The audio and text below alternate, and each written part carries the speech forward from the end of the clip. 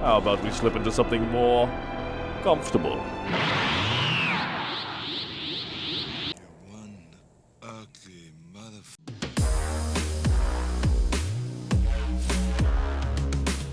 Everybody, this is going to be my recent Undefeated OTS Yubel build, slightly adjusted and ready to go for the current format.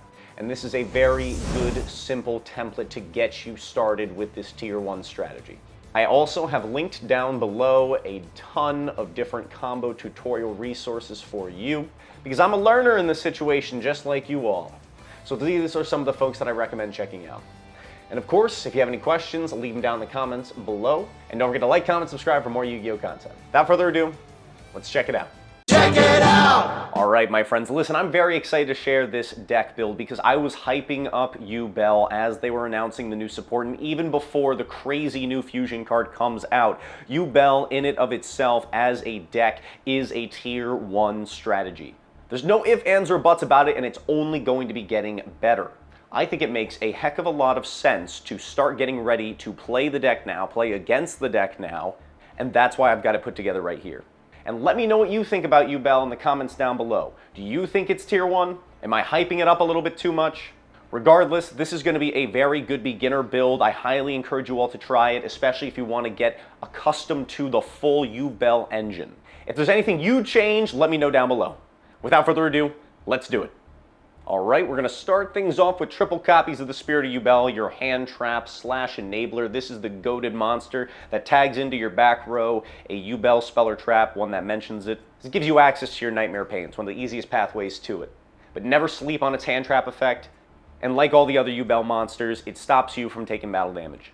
Moving on, I only play 1 copy of regular Yubel and 1 copy of the Terror Incarnate. I was originally playing 2 Yubel, but the public consensus seems to be you really don't need it, and I made the same conclusion when I was first playtesting before Nightmare Throne came out, but testing with the card as it was announced, I made the same conclusion. I was like, yeah, no, we should only play 1 Yubel because the other one would be a brick. But then when the cards came out in person, I was like, no, I kind of want to play a second one, and then I realized more and more so it's like, just going to brick on it more. So it makes sense, just play the 1 copy Yubel, but regardless, no matter what you do, you're always going to see this big schmuck in your hand. He'll find a way in there. But he's important because he goes hand in hand with the Nightmare Throne and some of your key card combos. Again, check out those links down below, and shout out to all those creators who are putting together great Yubel content. But I do have some combos of my own. If you guys want to see those combos, let me know in the comments down below. I will do a full combo tutorial as well. I'm down to do it. You guys just got to let me know. Moving on, we got triple copies of Samsara D Lotus. He got that D in him. This card is phenomenal for tagging into your Spirit of Yubel, and it is a full 1-card combo. Following that up with 2 copies of the Grave Squirmer. I see no reason to play any more than 2. I could be tripping here. You could say that I'm wrong. I've seen some competitive regional topping builds playing 3 of this card, but I think 2 is plenty. You might want to play with the ratios. I leave that up to you, but right now I think 2 is fine because his effects are once per turn. Moving on, triple copies of the Beast. Right here, the Dark Summoning Beast is another key enabler. He helps you play around Nibiru by going into your rank 2 negate. Searches out one of the most powerful spell cards in the deck that gives you a free Reborn, and you can spend that additional normal summon on another copy of himself or the Samsara D Lotus. He's a key piece to some of your 2-card combos, but even just opening him, he can put up a full Unchained board. So I think it makes a heck of a lot of sense to max out on the Dark Beckoning Beast. Moving on, we got the 1 copy of Shavara. It's at 1 for a reason, a really good reason, because this card is absolutely flipping insane. They would be crazy to bring this back up to multiples because you're dodging so many things with it. I forgot to mention that about Grave Swarmer. That's the other thing that makes it crazy, is holding it in hand, especially if you hard open it. That's why I think people choose to play the Squirmer at 3, because it's kind of like having another Shavara, because it helps you finesse around the opponent's imperms and veilers. It's so insane just how much you can disrespect your opponent's hand traps by lining up either a Grave Squirmer early or hard opening it. Shavara serves the same purpose, obviously, and it's a key combo piece that you search off your Yama. Finally, for monsters, we've got the hand traps. I got triple copies of Ash Blossom, triple copies of Ghost Ogre. It's one of the best hand traps you can play in the current format. I also love that this eats SP Little Knights for breakfast. It's delicious. All right, moving on to the spells, we've got triple copies of the Nightmare Throne. Shout out Angel for the nice one. This is your bread and butter, 1-card combo, unsearchable. You can't search this guy with your continuous spell. Don't make the same mistake that a lot of us did. No, it's not searchable, but it is phenomenal. When you see it, you're going crazy. The 1-card combos that this facilitates, putting up your rank 10 plus your Unchained, yeah, it makes things pretty darn simple. And the 2-card combos just get even crazier. You can decide how you want to play it out. If you want to play it safe through Nibiru, Resilient, saving Yama engrave, using Yama. It all comes with practice. If you want to see us practice with the deck, check out the link to the live stream in the description down below. And of course, we play the 1 copy of Terraforming to search it. Moving on, I choose to play triple copies of the Nightmare Pain. One thing I really like about the 2-card combos that come with Nightmare Pain is the fact that it lets you play around and through interruptions even harder and punish your opponent by hard opening the engine. Furthermore, the more engine pieces you open, the more niche pieces you're going to be able to search. Things like your Mature Chronicle, which can end your combo by searching Super Poly or summoning back your Yubel and lining up a Samsara D Lotus Negate on top of your already pretty strong end board. Or I already invoked its name, you can be searching off Super Poly pretty easily as well, depending on how you open, that is. I am choosing to play Super Poly. A lot of other competitive players are saying, no, you actually don't need to or don't want to play Super Poly right now because they'd rather have the space in the main and extra for additional hand traps and extra deck monsters respectively. But for me personally, I find it a little bit stronger to invest heavier into the Yubel engine. And I just still really confer with the logic of you can establish one Yubel name on the board in conjunction with your Super Poly and break literally any board. That's all it takes. So I think it's still worthwhile to play the Super Poly, but let me know if you disagree down below. Next, we got the 2 copies of Opening a Spirit Gate. This is what you search off the Dark Beast. And again, we mentioned it earlier, it's got that insane Reborn effect. But don't forget about its add back continuous spells effect. You can use that to add back Nightmare Pains or copies of itself, which is good to know, especially if you open multiples. And finally, for some one-ofs, we got 1 copy of 1 for 1 and 1 copy of Sacked by the Grave. Need I say more? And finally, we've got the trap cards. So we got triple copies of Imperm. It's one of the best hand traps you can play in the current format. And I mean, the jury's still out. Hand trap, board break, who cares? I'm not going to partake in the debate right now. For this deck in particular, it makes sense to do a bit of both. And Imperm is that one card where it is kind of a bit of both because you can rip it off the top as a 6 card and still use it to take care of an interruption. Eats Appaloosas alive. We also got our Abominable Chamber of the Unchained, whatever. This is your Reborn Unchained trap card. You set this off Shavara. And then finally, we've got the eternal favorite, which is the searchable Yubel trap. Now, why do we play this card? Some people think it's suboptimal. You don't need it. It's a waste of space. I can get that. I can understand that. But when you get hit with that main deck droll, going for the eternal favorite play is your backup plan, right? So after you search, but you're still able to resolve a spirit's effect, you can set the eternal favorite onto the field and still have a Super Poly board break. So to me, that still is a pretty good backup plan to have access to. And that's everything for the main deck. Moving on to the extra, I'll try and keep it quick. We'll start off with the fusions. We've got the Loving Defender, the Mighty Yubel. This is your extra deck fusion, the one that lets you clear off any board by establishing a Yubel name in conjunction with your Super Poly or your Eternal Favorite. You get to do a lot of burn. It can out pretty much any monster if it battles with it. And of course, you're going to be doing a huge chunk of damage to your opponent's life points. And then the other 2 Super Poly targets we play is the 1 copy of Garura as well as the Mud Dragon, just the other 2 most generic cards. You don't really have space for any more, so you have to keep it down to the bare minimum, which is these 3.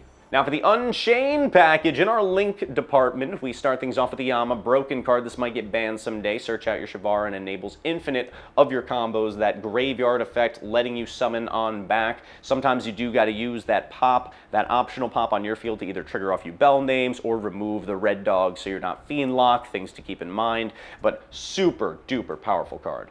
Moving on, we got the 1 blue dog, the Unchained Soul of Rage. Shout out my boy DTA. Just another key end board piece that goes along with the Unchains.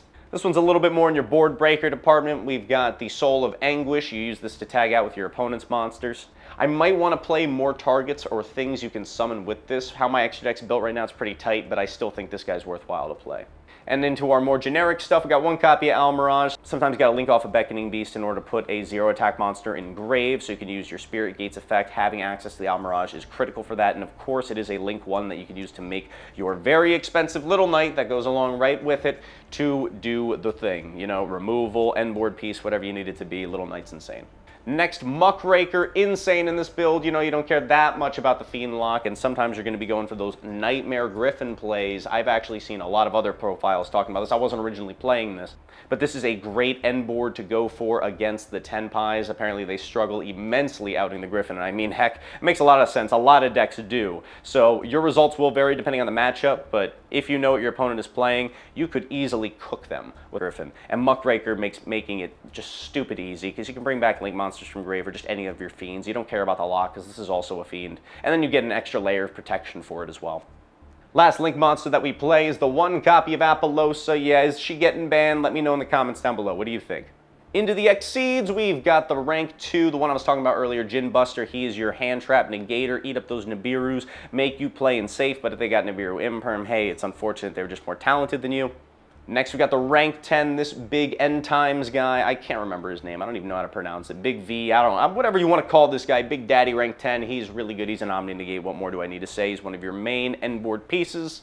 And this is where you're all going to disagree with me, but I like this. This is the sauce for myself personally. We play the Gustav and the Lieb in the extra deck to bring everything to a close. This unlocks a whole new avenue for OTKs that people don't see coming. What I'm talking about is clear board OTKs, something that Yubel struggles with doing when you're only using the engine. Now, of course, more oftentimes than not, you're going to be using the gimmicks of the deck, using the Nightmare Pain or the effects of your monsters like the Loving Defender to do that burn damage to your opponent, take out all their life points. But other times, a rank 10 might be your answer to wiping out your opponent. Sometimes you only need that 2,000 burn. Hey, maybe it's time and you need to do that. I'm not judging. Or you need to go for the Lieb, and this right here into an open clear board. Let's say you were able to finesse your way around everything. Maybe you hit him with a super poly, or you cleared out that back row one way or another, and you're able to go in for a clear, clean-cut attack. Yeah, this is going to be game right there. So I enjoy playing this package of the extra. Let me know what you think about it. I encourage you to give it a try. And it is a pretty good crutch to have too as a newer Yubel player. But that's everything for the extra. Let's bring it to a close with the side. I want to shout out my buddy Mark who gave me this field center. It is awesome. I've been hyping up Yubel to him for the longest time.